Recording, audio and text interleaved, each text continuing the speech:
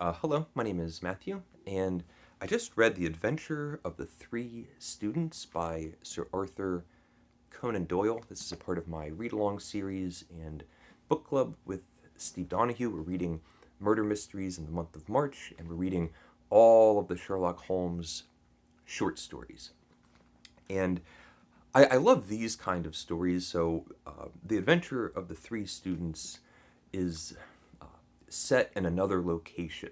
And so I always like watching murder mystery programs or novels or short stories where you have a great detective that is on holiday, on vacation somewhere, visiting a friend that lives out of town, and they're not in their typical, comfortable location. We're not in Baker Street.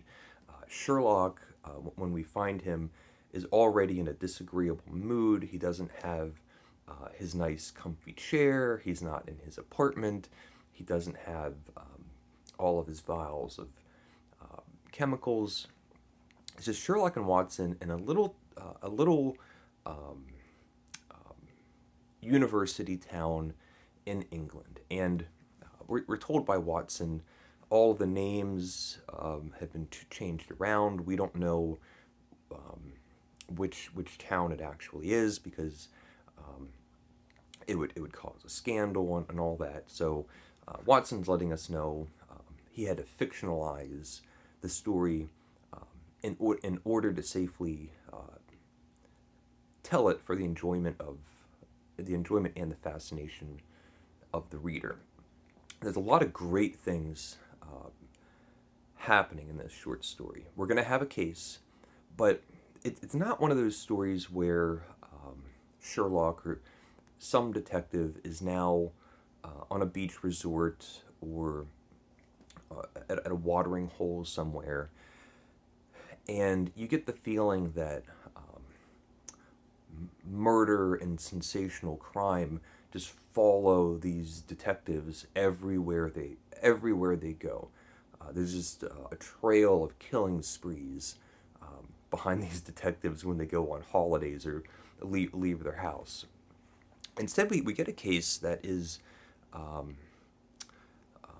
small scale. It feels old fashioned. We just have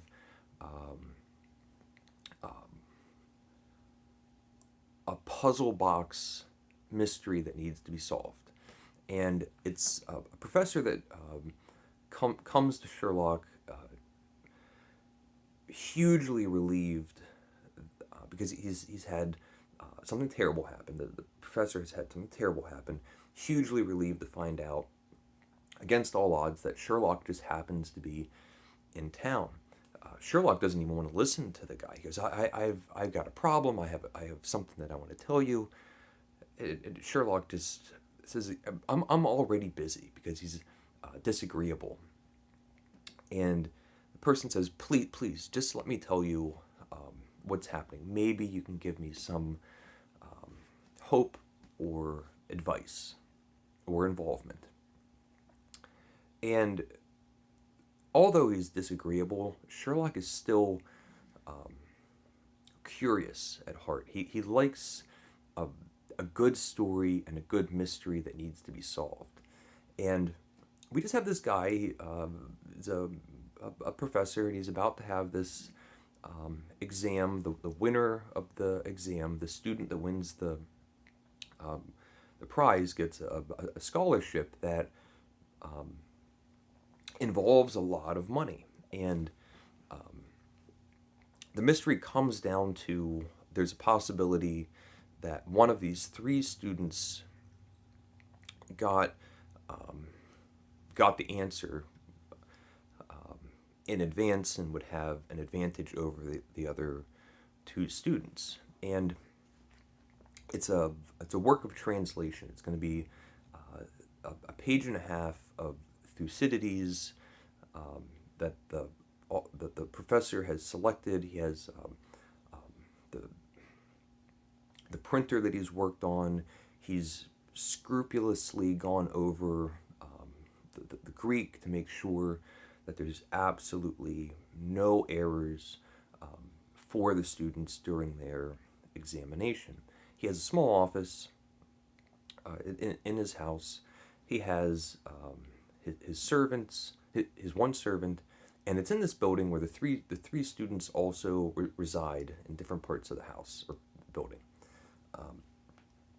And the professor's in his office or study. He has a roll that contains the manuscript, the 3 pages of Thucydides, and he leaves the house for tea.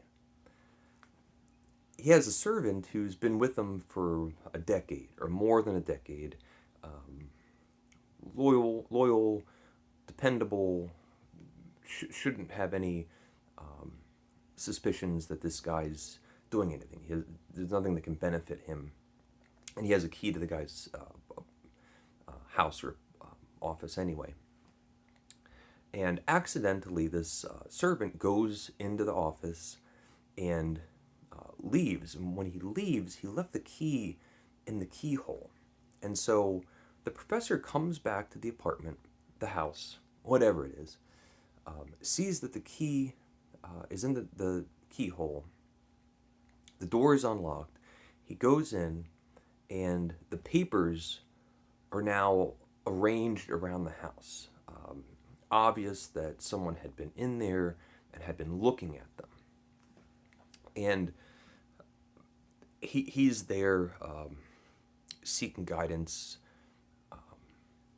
from Sherlock, trying to figure out what to do. Can we figure out who was in the apartment? And also, this professor needs to know, does he need to cancel the examination? And if he does, what sort of reason does he give? Because it would be a small university scandal that right before this exam that has this huge scholarship, a big prize of money, it would be a black mark on him and the college and university and everything. Sherlock likes the story, and I like the story because that's it. The case gets solved. Sherlock goes there, looks into it. We learn. We get to see Sherlock do all of his investigations and have great deductive reasoning examples and all that. But there's no big murder. There's no prized jewel. There's no people wearing makeup in disguise. We do get to learn the pasts of some of the characters and relationships between them, the servant and the one student. And we hear Sherlock's reasoning powers as to come to the conclusion of who did it. So we have the servant that says that he just came in, realized the professor wasn't there, and left. We find out that one of the students was in the adjoining bedroom behind the office, hiding there, and then had to make their escape with the assistance of the servant. We have Sherlock interviewing, interrogating in his way some of the students and the servant, and asking questions from the professor, and just getting a description of this strange little world where it's a few rooms, an office, a bed, some papers have been looked at, nothing's been stolen, and it's nice. It's just a small scale puzzle box mystery, and it also ends with the perpetrator of this and